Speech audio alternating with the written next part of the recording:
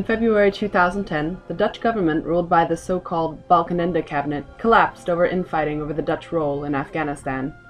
5 months later, in June 2010, a new government was elected. The ruling coalition that came to power included the fiscally liberal People's Party for Freedom and Democracy, or VVD, at the helm supported by the Labour Party, and the ultra-conservative Party for Freedom, or PVV, led by the controversial figure Geert Wilders. This dramatic political shift promises to have far-reaching impact on Dutch policies, among them the Dutch development aid policy. The reason that the shift is right now is because the people have voted for other parties to come into power than previously. Two of the three parties now supporting the government have always been very critical of foreign aid the way we've done it. The PVV, who is not really in government but supporting the government, has always said it's total nonsense. At the moment we have a government which is the most rightist coalition we have ever had. And it is supported by a party which is completely against development aid. But the other party is strongly linked to NGOs. So in the coalition there's a tension. There's no development activity which is not linked to politics. It is always about politics. The new government policy will reduce the percentage of GDP to be given to aid, as well as a reduction in the number of countries in which the government will be involved as a donor. The policy plans to increase participation of the Dutch private sector as a partner in creating economic growth in the recipient countries. Some see this new policy as representative of the priorities of the newly elected Conservative coalition. But one must ask, is it all about politics? What is the positive effect of aid when in those societies the structure is still such that aid will not reach those who need it, but will be in the pockets of those who are already well off? I think, in the past we thought development aid was very important, but it's not as important as it used to be. But to reach the poorest people, and then preferably women, and then preferably in deserted areas, Well, I must tell you, that's the most difficult thing to achieve. Then the populist party say, why should we support the people far away when our own elder people cannot get? A report issued by the Dutch government in 2010 stated that the era in which the value of development aid was considered self-evident has come to an end. If this is true, where does the government go from here? Well, so the government wants to be more rational, and they say, let's not suggest that we can help everybody and that we can and that we do it only for these countries. Let's be realistic and say, one, we choose certain countries, and we have reasons to choose these countries because they are poor countries, because we have long-lasting relations, because we have economic relations. I don't care, but we have to make a choice.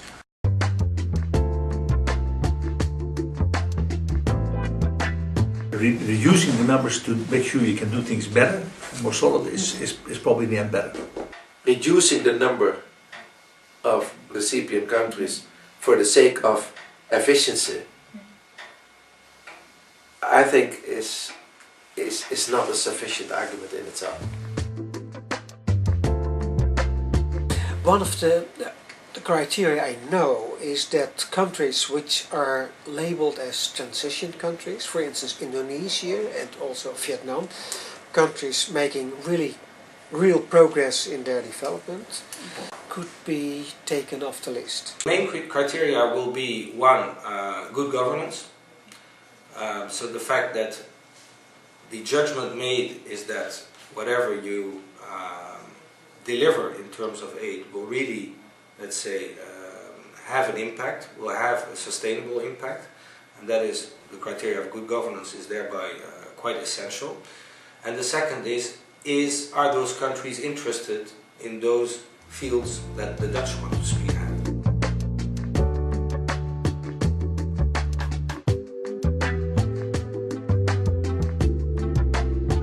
I am not at all concerned about the decrease of 0.8% of the gross, national income to 0.7%.